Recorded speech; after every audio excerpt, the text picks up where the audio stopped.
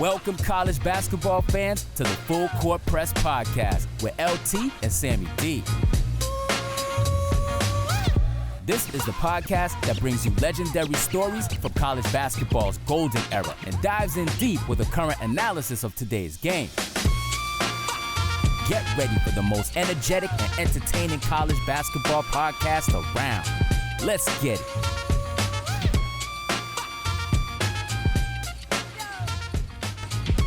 Hello and welcome to another Full Court Press, a college basketball coaches show powered by the Full Court Network.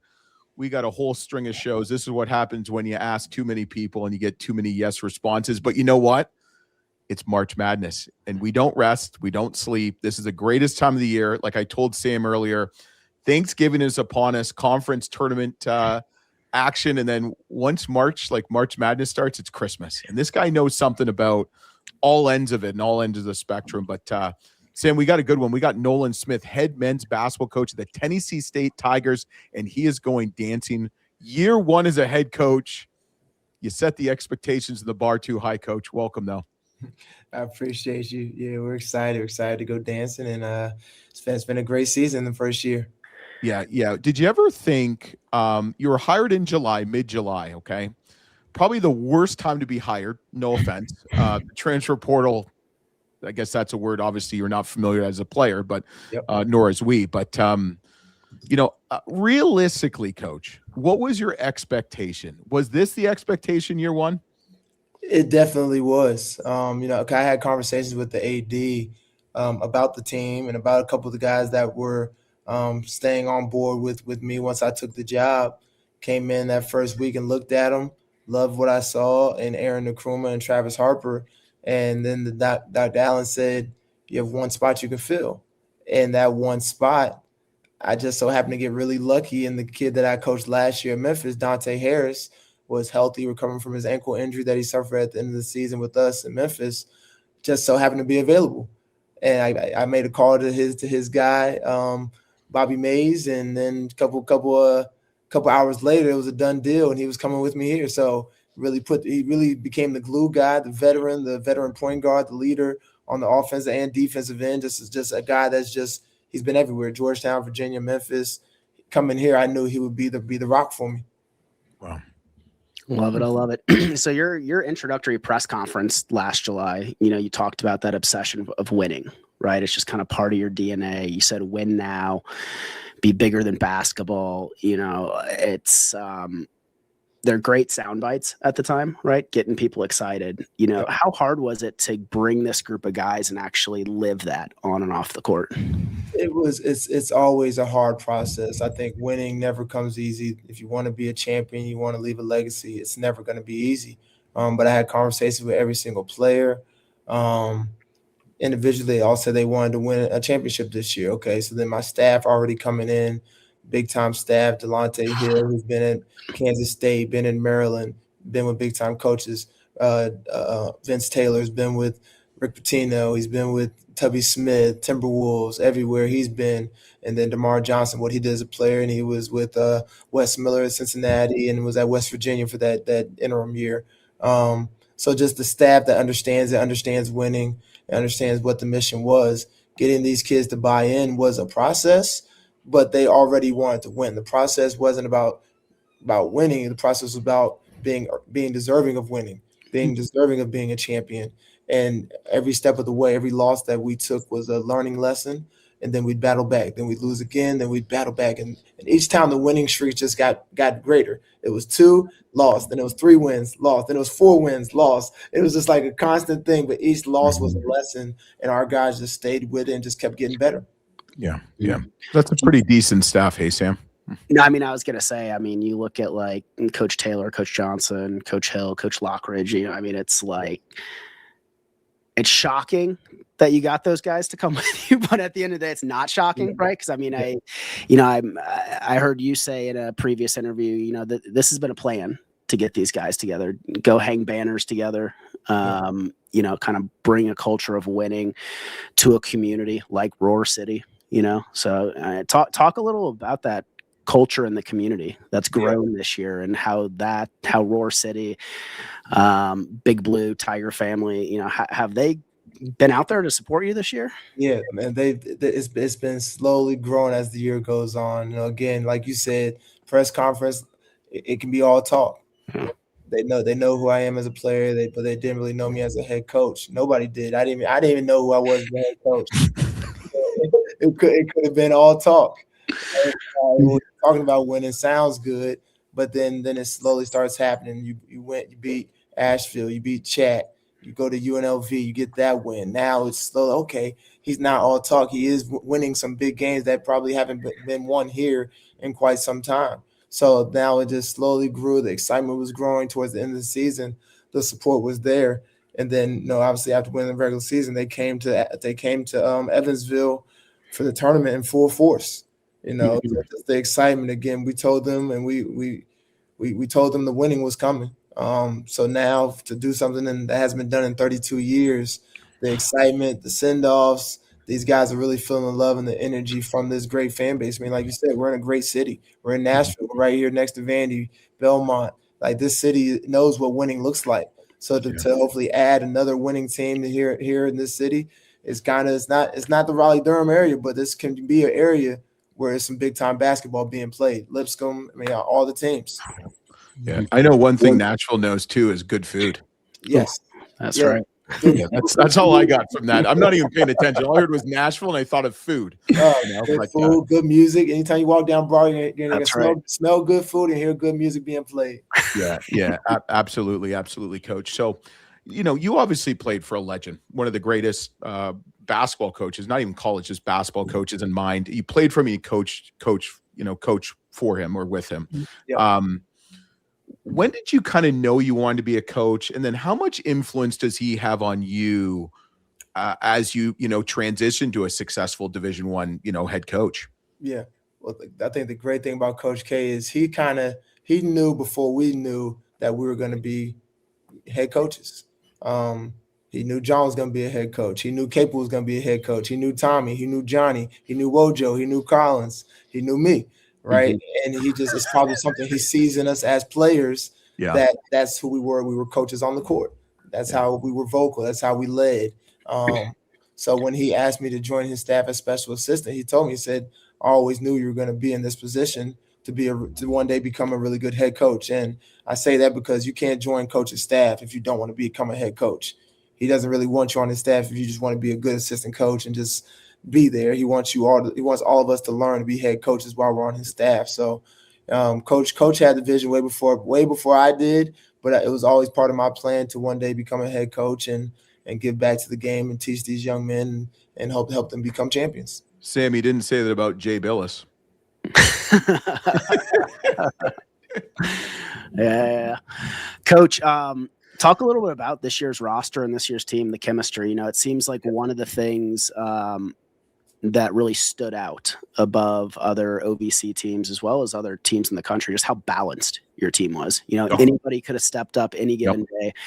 You had Aaron, who is OVC player of the year, but then you had Dante, who is OVC tournament MVP, and then you had, Antoine, who led your team with 18 points in the title game. It just seems like it was so well balanced. Yeah. Can you talk a little bit about that?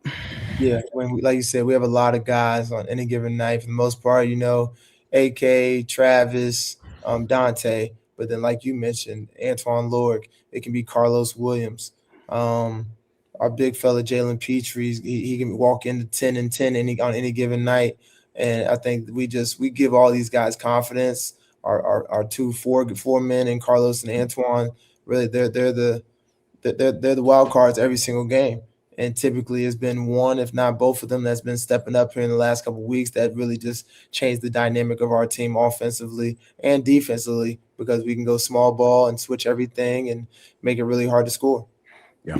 Yeah. The position you guys are in right now, what's the message to the team as far as being happy with where you've gotten this far, but also Sam, they're going to listen, man, this guy's a champion. This guy's going in to win the damn tournament. Yeah. Right? I mean, that's why I'm asking. It's like, it's, you see the guys cutting down nets at the tournament, big grins on their face, as they should be, really proud of themselves, but how much of that is, hey, let's enjoy this moment now and, let's start preparing. Yeah. It started. We did individual work yesterday. We do individual work again today. which is obviously the time to prepare right now. But the message I gave them yesterday as they get ready to leave the court, I said, hey, get your minds ready. I said, this is what it is. We are not the Cinderella, and we are not an underdog. And if anybody tells you that we are, tell them to get out your face. I don't care what I can say. Hey, Coach, you playing next week? Yeah, man, I feel like it. But as I'm giving my team this message again, I hope they know, and they do know because they know me. It's not just talk. That's the mentality that we have to have, no matter who we play against, no matter if it's a blue blood, big green, whoever it is. Right. Illinois, it doesn't matter. Like, we have to have that mindset. We have to go into the tournament that we're going in to be us. Yeah. Now be honest with me, Coach. If you're playing your alma mater and you see one of your old teammates down the sideline, are you going to talk shit to him during the game? I feel like you get up in his face and like slap the floor and guard him like Wojciechowski did, or Bobby Hurley or something like that. I feel like it's going to be interesting. Yeah, that would be crazy. I think most people know I'm not a big trash talker. Right. I don't talk trash. As competitive as I am, I don't do too much talking. Were you guys allowed to at Duke though? Because I feel like Coach K is like very. You don't have trash talkers at Duke. Yeah, we were very business minded. Just handle your business. Don't talk. Handle your business. Let your game speak for itself.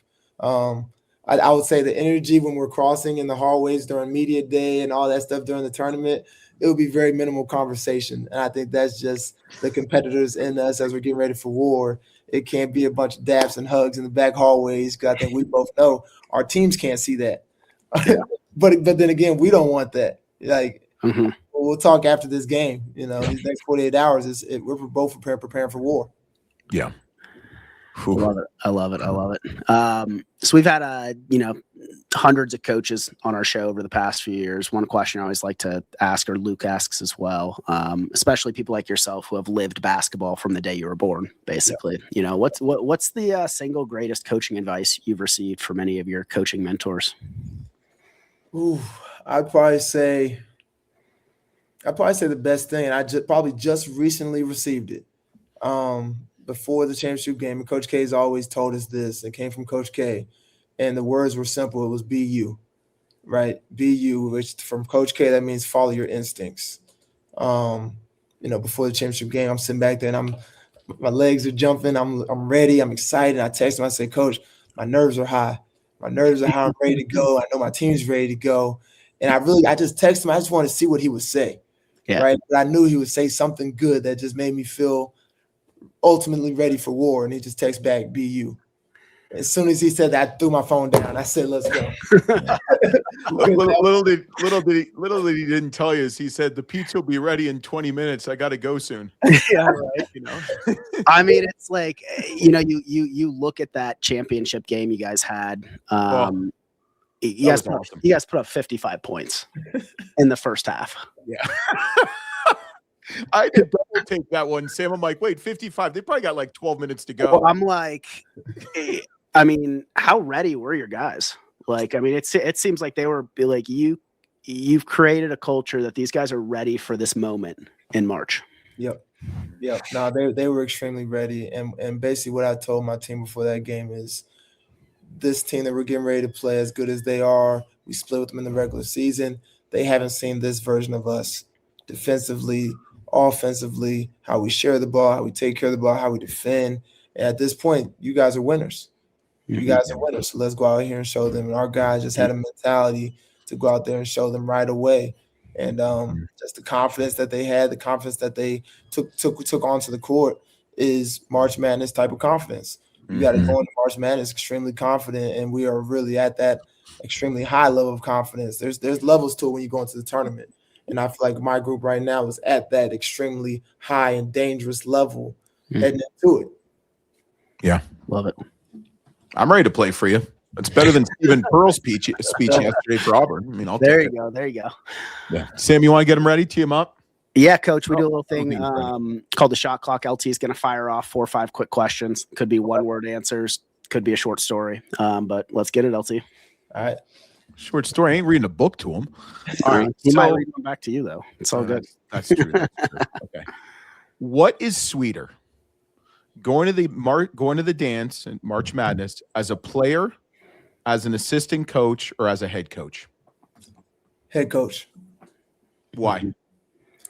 The excitement on my players' faces, seeing them celebrate, seeing them enjoy the moment, just watching these guys that I'm able to just mold and groom into what they become is more fulfilling.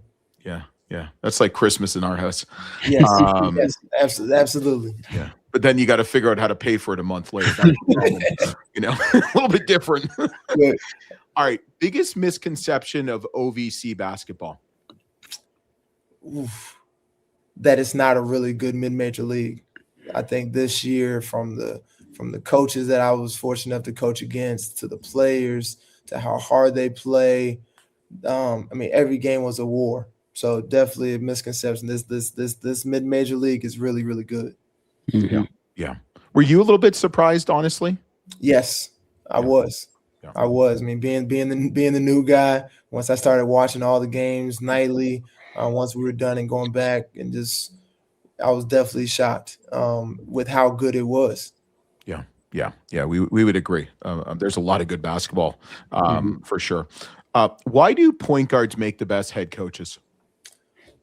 I would say because we've been doing it our whole lives, being told to talk, being told to lead, being told to run the offense. You know, it's basically the extension of the head coach that we've been told that's what we are from a very early age.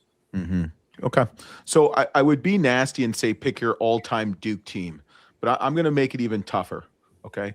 Give me your all ACC team when you played the 4 years at Duke. When I played. Yep. Who's the 4? And he's allowed to pick Duke players? Sure. All right.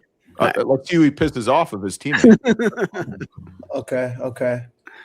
So during my time, my 4 years, the 5, I got to put myself on there. I do.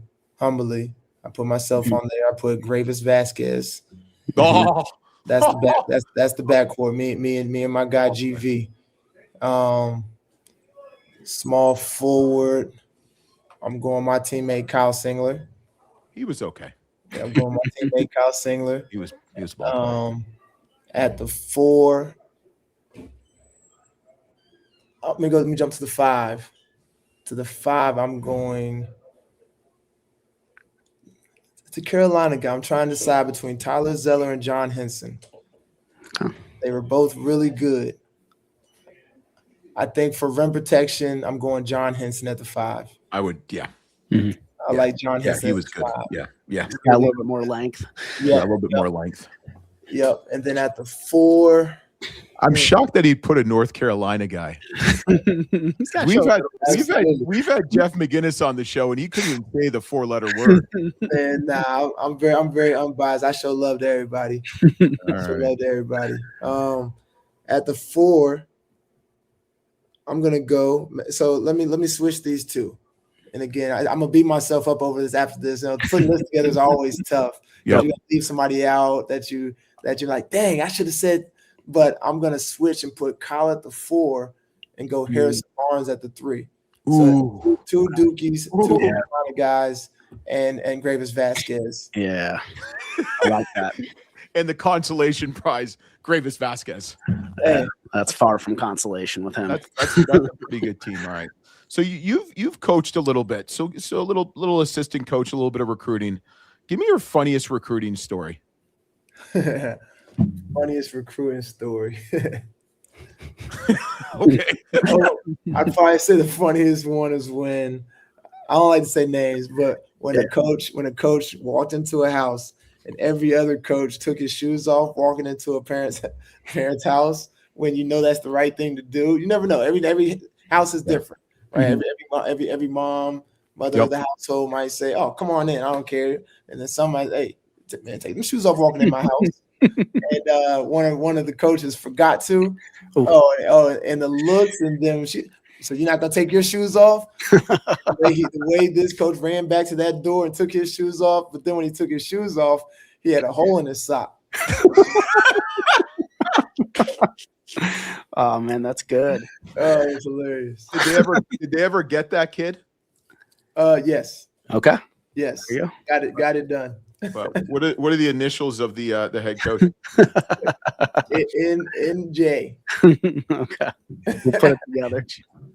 I got to think about one. Shoot, that's going to be a tough NJ. Shoot. Okay. All right. So, Coach, if you were a candle scent, what candle scent would you be? Probably something vanilla. Ooh. Something. You vanilla. laugh at me, Sam, but he knew that. He He's knew it. smooth.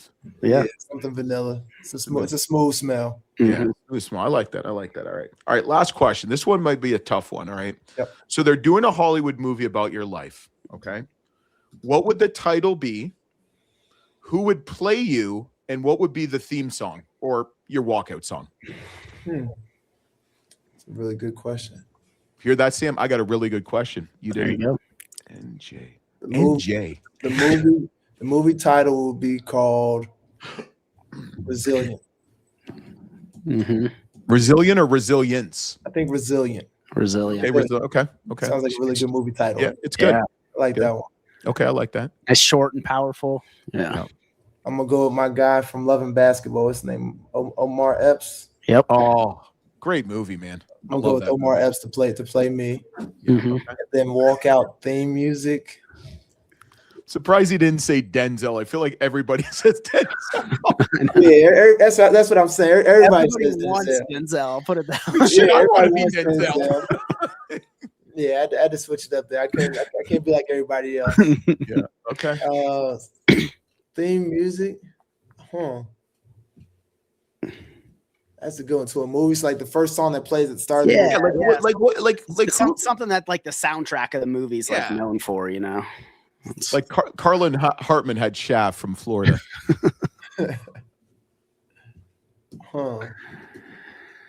Like, okay, you're coming out. Let's do this. You're coming out of a game. They're announcing, head coach, Nolan Smith. What would be the walkout song? Like, what song defines you? You don't want to know what defines me. I know what defines Sam, but Sam would have like the Rocky soundtrack. I'm just gonna go. One of my favorite songs before every game is Jay-Z Encore. Yeah. Oh, can I get more? More. There we go. That's one of my favorite songs. Yes. Coach, you passed. I love it. The people's champ on and off the court, even on our show. There you go. Love it. There we go. Coach, I'm going to turn it over to you the last minute of the show. If you want to share anything with Big Blue Tiger family, Roar City, anything, you guys having a watch party you want people to come out to, like how are you guys getting ready? Anything you want to share with them, how your fan base can get ready for round one? Absolutely. Look, Sunday selection show, Gentry Center at 4 p.m. We want to pack the house. We want it to be a party. We want to be in a big event. Bottom line, it's been 32 years, so we got to enjoy this. Even though we all know there's more to come after this. This is not a one-off, but we got to enjoy this one. You have to enjoy all your wins. So, Big Blue, Roar Nation, come out to the Gentry Center on Sunday at 4 p.m. Doors open at 4. Selection show starts at 5 p.m. Central Time. And just excited to keep this thing going, and appreciate all the love and support from Big Blue.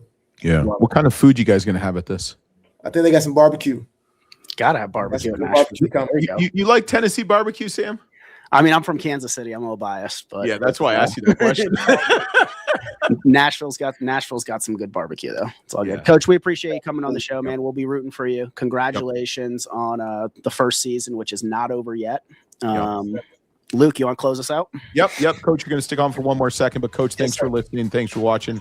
Thanks for coming on. But thanks for listening. Thanks for watching. If you watch us or follow us on Twitter or YouTube, follow us on the Full Court Network. And we'll be back actually tomorrow. We've got some more coaches shows because we're just greatest time of the year. But we'll be back next week or tomorrow on the Full Court Press, the College Basketball Coaches Show.